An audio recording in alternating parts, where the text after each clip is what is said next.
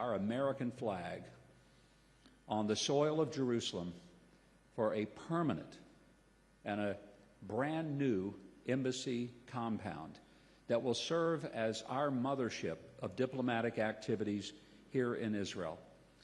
We want it to be a beacon of light for the partnership that we enjoy with the people of Israel. It is an extraordinary partnership that started on May the 14th of 1948, when 11 minutes after Israel declared its independence, President Harry S. Truman signed a letter that recognized Israel as the Jewish state. That was not a small thing, because it meant that the power and the influence of the United States said openly to the world, we stand with Israel. In my office at the temporary embassy, I have framed that letter from Harry Truman. It's not the original, let me be clear. It's a copy, but it's an important one, and it's always on my wall. It's a reminder that I serve and represent a country that has never wavered in its understanding that Israel is not only the home for the Jewish state, but it is a partner to the people of America. Today we take a new step in that frontier, and it's one that I'm very proud of. I'm also thrilled that I like to call him my mayor. Mayor Moshe Leon is here, the mayor of Jerusalem. What an honor to be able to plant this flag in the city of Jerusalem. I remember when President Trump made the announcement in 2017, in his first year, during his first term, that he was going to do something that every other president before him for 30 years had promised but never had fulfilled. And that is, we're going to move the embassy to Jerusalem. We're going to recognize Jerusalem as the capital. But always at the last moment, there would be some reason that presidents would take what was in the legislation, which was a waiver that gave them a way out. President Trump did not take the way out. He took the way through. And I was so grateful. I was actually in Jerusalem when he first made that announcement. I was not here with him. I was not in the government. I was here on another reason. It just happened to coincide with his trip. My daughter was working for him at the time, and I was supposed to stay at the King David Hotel on this trip. But because he decided to come, all of us that were booked there were thrown out. And my daughter got the room that I should have had at the King David. I've never let her forget that. But I didn't mind, because I was so very proud that the president had come to make a declaration that I had longed to see for my whole life. And that is that we would finally and rightfully stand with Israel where God placed its capital. It's not just that you made that decision. I would say God made that decision 3,800 years ago. And we finally got around to acknowledging what had been determined long before the United States of America came along. I'm proud that on the weekend of our 250th birthday, this announcement is being made. And let me add, I'm also very, very grateful and proud that we're doing this announcement here in this wonderful facility of the Ministry of Foreign Affairs, because the option was to go out to the property itself. I don't know if you've been out very much today, but it's hot outside. There's nothing out there right now. It's a vacant lot. It's hot. There's a lot of debris around that we'll be working on getting cleaned up and made for site preparation so the construction can begin. But I'm pretty sure that you will be grateful that Minister Saar decided that maybe this location would be a better one for the occasion. So, Minister Saar, from the bottom of my heart, I say thank you, sir. Thank you. More than that, thank you for your friendship and all the ways in which you and the Prime Minister and every single official within the Israeli government have helped to accommodate and bring this to be. The Prime Minister has been very instrumental in helping us get to this point. We're grateful for his support, for his enthusiasm for this project going forward. Let me take you back to 2018. The President made the announcement he was going to move the embassy, but he actually made sure that it happened on May the 14th of 2018. The significance of that was because in the English calendar, May the 14th was the day in 1948 that Israel declared its independence. There was more than symbolism, it was substance. And the substance was that the United States said, this is our embassy in Jerusalem. Now we're taking the next logical but the most important step. If anyone were to think that that decision by the President was simply a temporary one, only to last through his term, and that someone would come and change it and reverse it, let it be known that by the transfer of this property and by the construction of what will ultimately be a very expensive, massive building for a new embassy complex, this represents not just a decision, but an irreversible decision, so that once and for all we will put our flag, but it will be set in a massive amount of concrete so that nobody will ever try to move that flag from Jerusalem and take it away from the proper capital. As we sign these agreements today, we do so with an extraordinary sense of enthusiasm, especially having just gone through the past year and a half in which our military, the U.S. and the Israeli, have fought shoulder to shoulder, wingtip to wingtip against the evil menace of international terrorism that for 47 years has been a threat both to the State of Israel and to the people of America. I thank President Trump for recognizing that the threat the Iranians pose was not a threat just to the people of the Middle East and specifically to the people of Israel, but that it has always represented a threat to every single American, and that many Americans have died at the hands of the Iranians and their proxies through these 47 years, and many more would if they had their way. And that's why being able to represent the United States here in this land, truly a holy land, is an extraordinary privilege and honor for me, the likes of which I cannot begin to describe.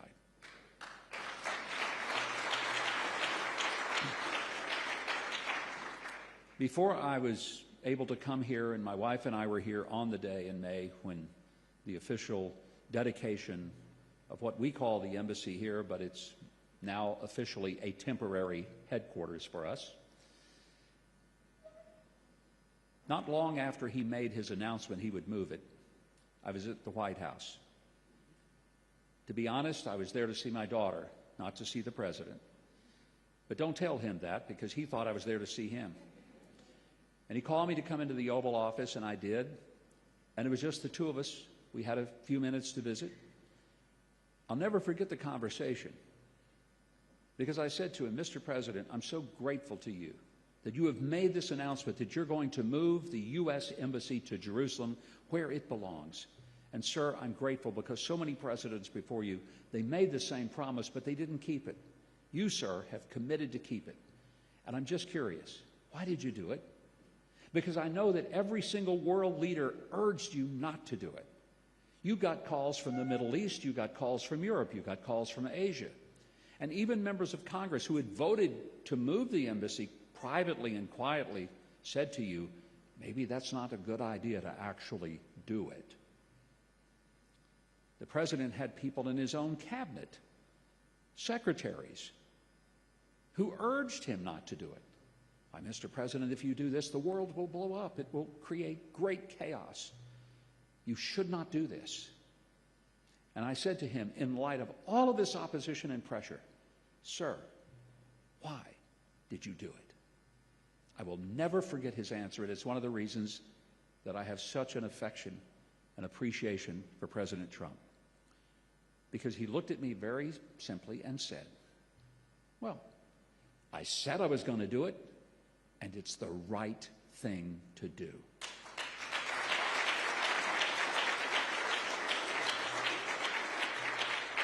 I thought that's what leadership looks like.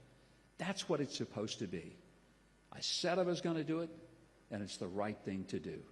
And I will say to the world, Mr. President, you've kept your promise. You have fulfilled what you said you would do. And now, Mr. Mayor, we're going to add to those cranes that are all about Jerusalem. Someone told me that the national bird of Israel is the crane, because there's so much construction going on both here and in Tel Aviv and throughout the country, because it's a destination people want to move to.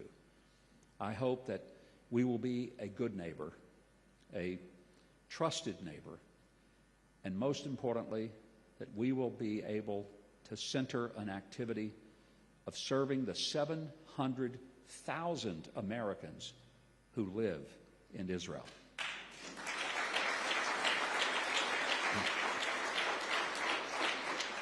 And to say, for those of you that don't realize it, 700,000 Americans represent an entire congressional district in the U.S. That's how many people live in a congressional district. When members of Congress come, I always say, welcome to Israel, the 436th congressional district of the U.S. And it is also the place where more people from outside the from the United States live outside the United States anywhere in the world except Mexico. I want you to think about that for a moment, because you would imagine that Mexico would certainly be first with 4 major states right on its border. Makes sense. But probably if I ask you to guess what's the second country, you would guess Canada, maybe the UK or France or Italy or one of our larger, more populated ally states. But no, the answer is Israel.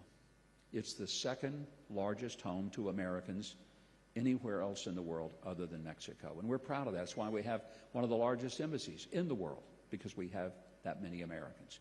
We will be able to better serve them, but most of all, we will also be able to send a message to the world that America is here to stay.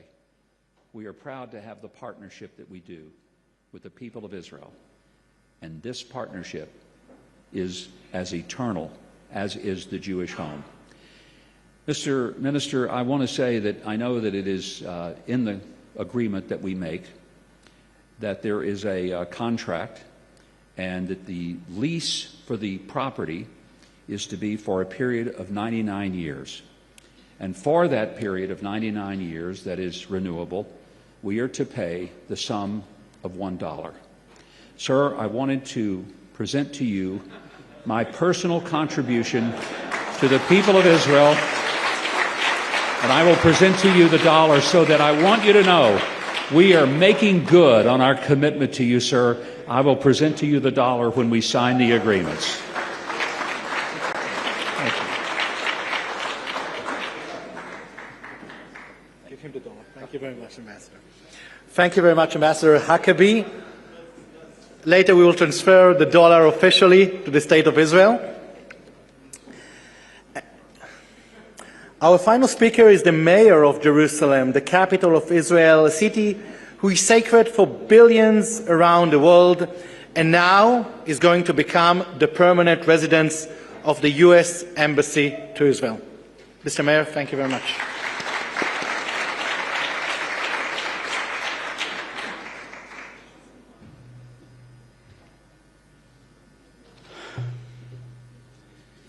Minister of Foreign Affairs, my friend Gideon Saar, United States Ambassador to Israel, His Excellency Mike Huckabee, my friend, and his wife Jeanette, Director General of the Ministry of Foreign Affairs, Eden Bartal, the Accountant General Michal Abadi Boyanjo, representatives to the Israel Land Authority, ambassadors, distinguished guests, friends.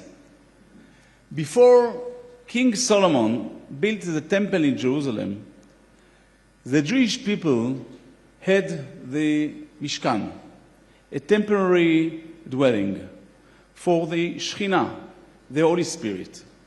According to the Book of Kings, Melachim Aleph, it was 480 years from when the Jewish people left Egypt till King Solomon finally built the temple.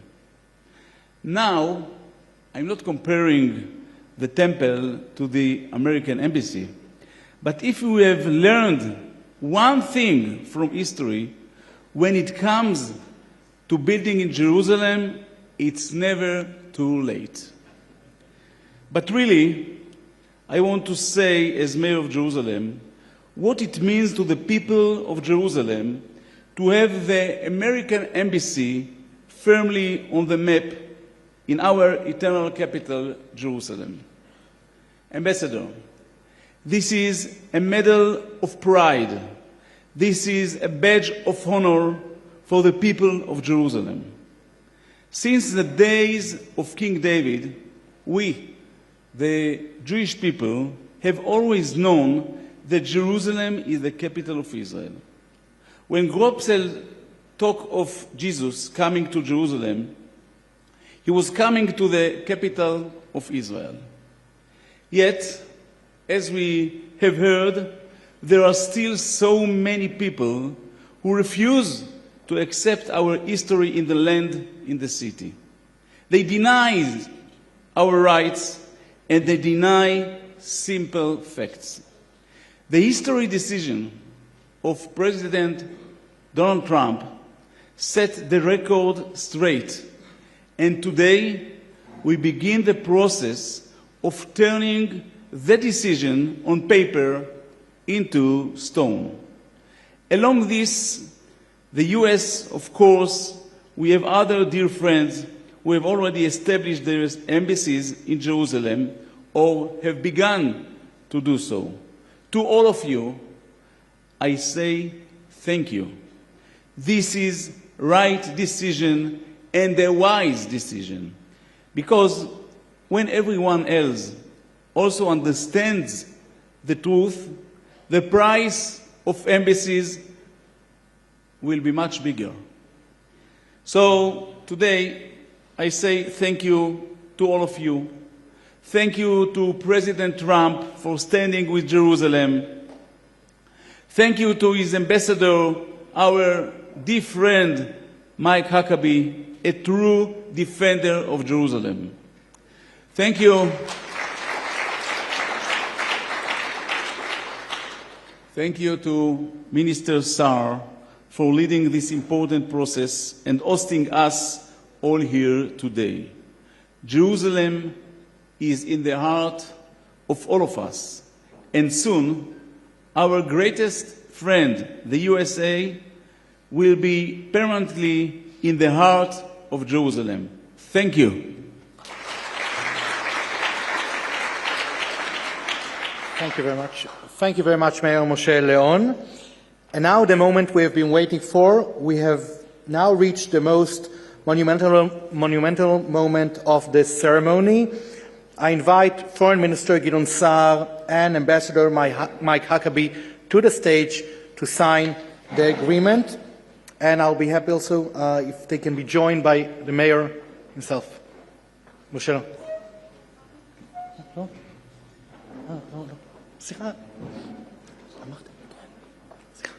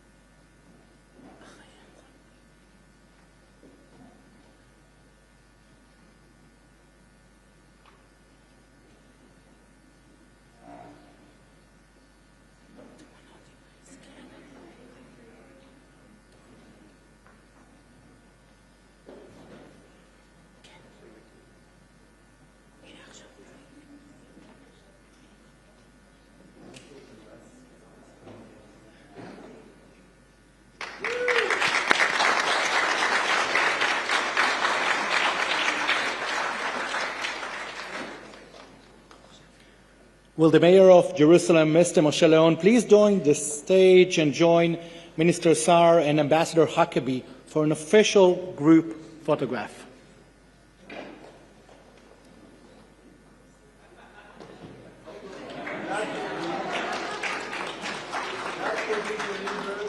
immediately to Michal Abadi.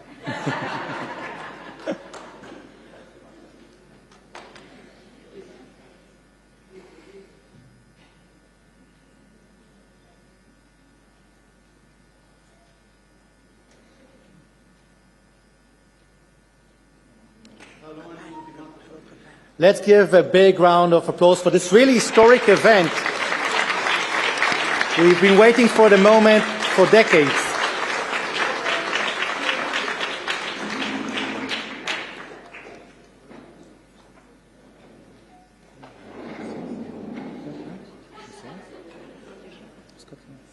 Okay.